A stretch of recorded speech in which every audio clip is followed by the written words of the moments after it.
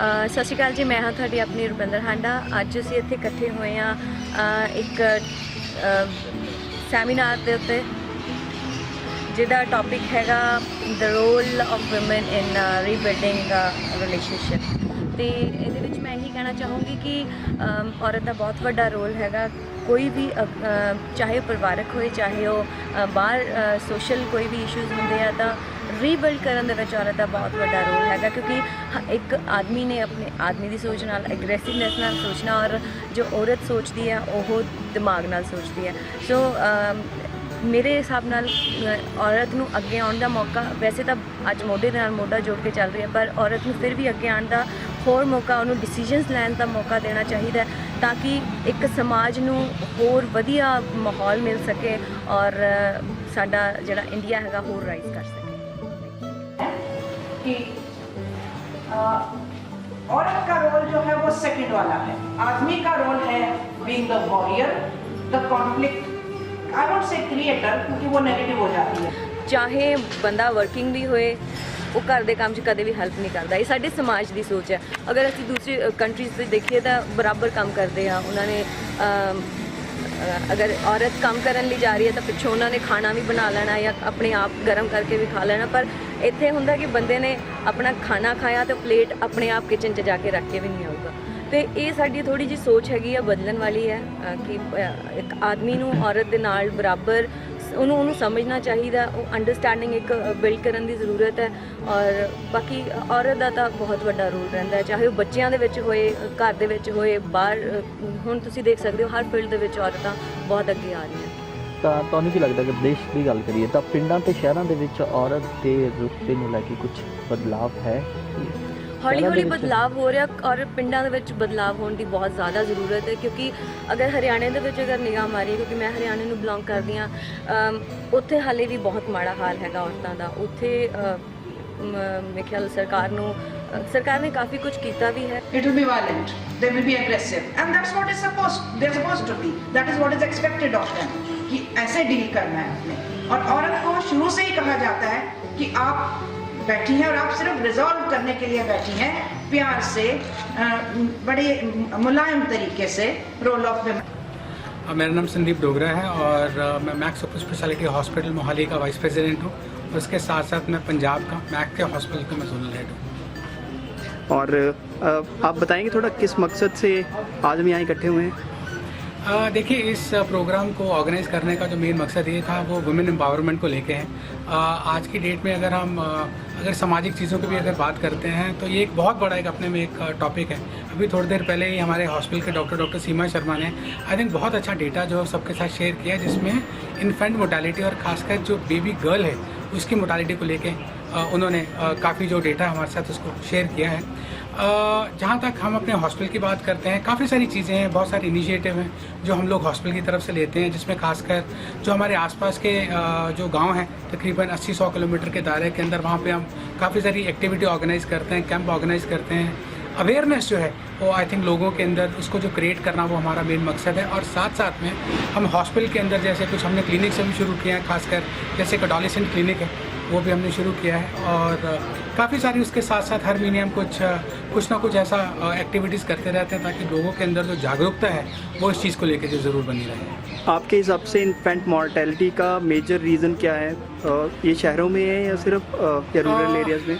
देखिए, ये अगर देखा जाए तो पूरे भारतवर्ष के अंदर ही इस तरह की जो समस्या से हम सब लोग जूझ रहे हैं।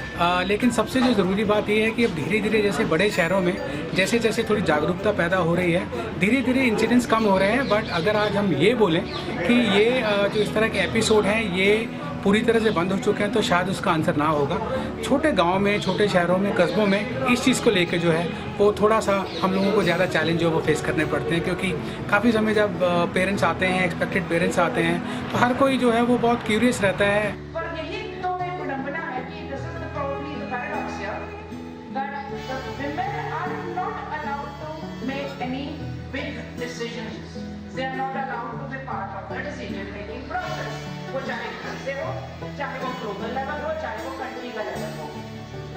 जब नेगोशिएटिंग टेबल पे डिसीजन कोई लेनी होती है तो औरत नहीं वहाँ ज़्यादातर आती, और आना चाहिए, क्योंकि अगर इस हिसाब से चले तो आदमी तो बैटल से आ रहा है सॉल्व करने, उसका तो ओरिएंटेशन ही फर्क होगा जो लड़ाई से आता है, लेकिन जो किचन से आती है या सेवा करके आती है। हाय, मैं आपकी अनमोल संधू। मैं आज मिसेस अर्थ फर्स्ट रनर अप का क्राउन पहन के आपके सामने खड़ी हूँ और मैं आपको ये बताना चाहूँगी कि आज यहाँ पे विमेन एम्पावरमेंट के ऊपर एक सेमिनार था, उसमें आने का मुझे मौका प्राप्त हुआ। तो आके बड़ा अच्छा फील हो रहा है। विमेन की बात हो जहाँ पे तो विमेन को अच्छा ही लगता है और विमेन की जो आज रोल है आई थिंक वो सबसे स्ट्रॉन्गेस्ट रोल है और विमेन हमारी स्ट्रेंथ है, समाज की स्ट्रेंथ है। और मुझे लगता है कि इस तरह के प्लेटफॉर्म्स जैसे कि मुझे मिले और विमेन को आजकल मिल रहे हैं, ये काफ़ी हद तक हमारे लिए बहुत अच्छे हैं। इस चीज़ को, बैरियर को ब्रेक करने के लिए जो एक डिफरेंसेस थे विमेन और मेन में, ये प्लेटफॉर्म्स और ये जो हमें आगे आने का मौका मिल रहा है, ये इस चीज़ को अच्छी तरह से गैप को फिल कर रहे हैं और बैरियर को ब्रेक कर रहे हैं। तो मैं बहुत खुश हूँ और मैं औरत पैदा होके बहुत खुश हूँ, क्योंकि मुझे लगता है जो एक औरत बन के मुझे मिला है इस समाज से, वो सबसे अहम है। हेलो, मेरा नाम विशाल शर्मा है। मैं DGM sales marketing Max super speciality hospital से हूँ और आज का जो विषय है यहाँ पे वुमेन का, बेसिकली हम देखना हाउ टू रीबिल्ड बेसिकली इनका रोल क्या रहेगा। तो क्लिनिकल एंगल से अगर मैं बात करूँ तो आज की डेट में बहुत समाज में फीमेल को रिलेटेड प्रॉब्लम्स निकल के आ रही हैं, डायग्नोस हो रही हैं, that need to be address. हम चाहते हैं कि सोसाइटी को इसमें ज़्यादा से ज़्यादा अवेयरनेस क्रिएट करी जाए। सबसे पहले एडोलेसेंस की जो एज होती है जिसमें फीमेल की एंट्री के साथ ही हार्मोनल चेंज होते हैं, कुछ प्रॉब्लम जुड़ जाती है, उसके अगर अर्ली सिम्टम्स हम लोग डायग्नोस कर लेंगे और अवेयरनेस क्रिएट करेंगे तो वहाँ पे काफ़ी हद तक हम चीज़ें कंट्रोल कर सकते हैं। आपने देखा इंसिडेंट जैसे ब्रेस्ट कैंसर के इंसिडेंसेस है बहुत ज़्यादा बढ़ चुकी है, लेकिन उसको अगर टाइमली एड्रेस नहीं किया जाता तो उसमें प्रॉब्लम होती है। समाज के साथ हमारी एक पहल है in terms of creating awareness females के लिए, और एक हम बहुत जल्दी एडोलेसेंस क्लिनिक खोलने वाले हैं जो कि फर्स्ट टाइम इस एरिया का क्लिनिक होगा। तो मैक्स की तरफ से ये पूरी सपोर्ट समाज के साथ रहेगी। तो जो आप क्लिनिक खोलना चाहते हैं उसमें क्या क्या फैसिलिटीज़ आप प्रोवाइड करेंगे? Will it be having surgery also? नहीं, ये बेसिकली सर्जरी वाला रोल नहीं है, इसमें काउंसलिंग वाला पार्ट बहुत काउंसलिंग का होगा। ताकि डिस्कस कर सकें। उसमें साइकोलॉजिस्ट का बड़ा इंपॉर्टेंट रोल है। तो पूरी एक टीम रहेगी जो हर तरीके के एंगल से इन चीज़ों को समझ के प्रॉपर काउंसलिंग करेंगे ताकि टाइमली हर चीज़ को एड्रेस किया जा सके। ये जो ब्रेस्ट कैंसर में साइकोलॉजिकल इफेक्ट क्या है, मतलब क्या है उसमें साइकोलॉजी का क्या रोल है? साइकोलॉजी का जो ये इफेक्ट जो आता है, बेसिकली जब हम बहुत स्ट्रेस की बात करते हैं, आजकल हर चीज़ में स्ट्रेस जुड़ा हुआ है। स्ट्रेस हर सोसाइटी में हर लेवल में बढ़ चुका है। स्ट्रेस कहीं ना कहीं रोल प्ले करता है, तो इसमें काउंसलिंग का बहुत इंपॉर्टेंट रोल है। How to take care of the stress को कैसे मैनेज करें, कम से कम स्ट्रेस ताकि ये इशू आए ना, ये बहुत कम है। आप कहना चाहते हैं कि स्ट्रेस एक मेजर रोल है इसमें ब्रेस्ट कैंसर में, एक कारण है, एक सिम्टम जो इवॉल्व होते हैं इसके?